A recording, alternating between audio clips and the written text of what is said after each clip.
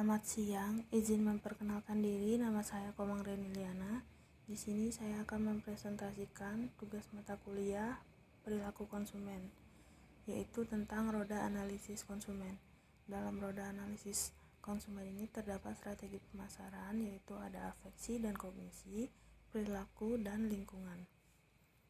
Yang pertama ada afeksi, perasaan emosi. Afeksi mengacu kepada tanggapan internal psikis yang tersimpan dalam hati atau perasaan.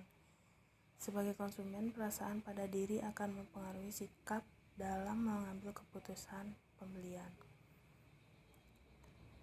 Contohnya pada saat ingin memasak minyak tropikal ini merupakan minyak goreng yang digunakan sebagai media menggoreng aneka masakan. Mudahnya minyak tropikal ini ditemukan membuat konsumen akan memilih produk tersebut. Kemudian ada kognisi atau pengetahuan atau pemikiran. Pengetahuan konsumen akan produk dapat bersumber dari iklan, sesama teman, dan melihat dari orang lain. Iklan merupakan sumber informasi yang lengkap bagi konsumen untuk mengambil keputusan. Semakin banyak iklan mengenai produk, semakin dapat mempengaruhi konsumen. Banyak konsumen yang terpengaruhi akibat dari iklan, dan tidak hanya itu, sesama teman juga dapat mempengaruhi. Misalnya, Reni melihat suatu iklan di televisi mengenai minyak tropikal. Reni mendapat informasi bahwa minyak ini terbuat dari kelapa sawit murni yang diolah dengan mesin modern. Minyak tropikal ini dibuat melalui 2 kali proses penyaringan. Akibat dari iklan minyak tropikal ini, Reni tertarik ingin membeli di saat Reni akan memasak.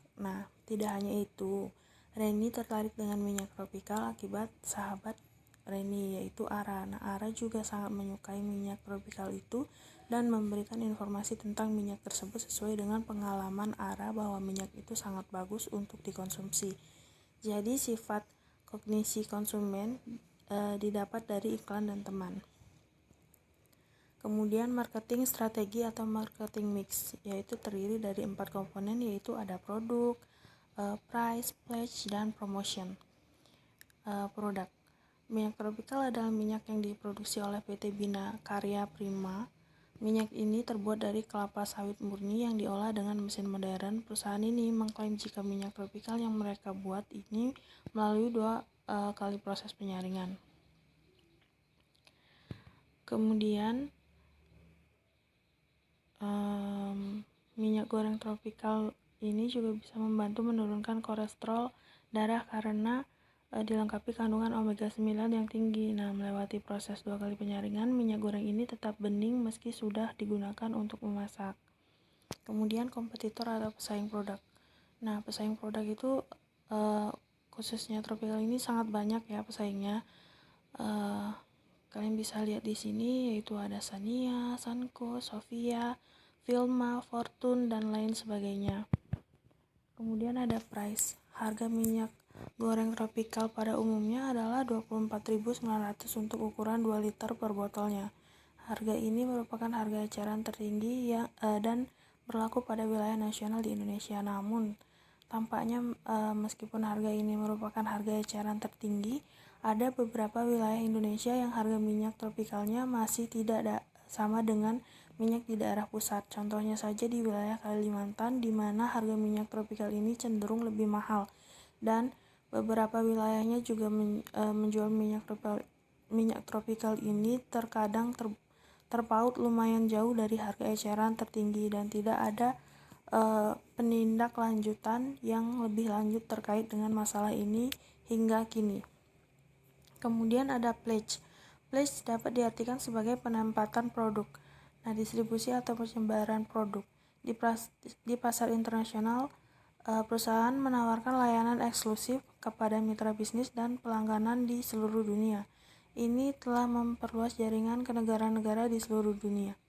Sejarah tentang kesuksesan bermitra dengan pelanggan untuk jangka waktu yang panjang telah terbukti. Kepercayaan dan kehandalan telah menghapus keraguan para mitra sehingga meningkatkan investasi pemasaran mereka.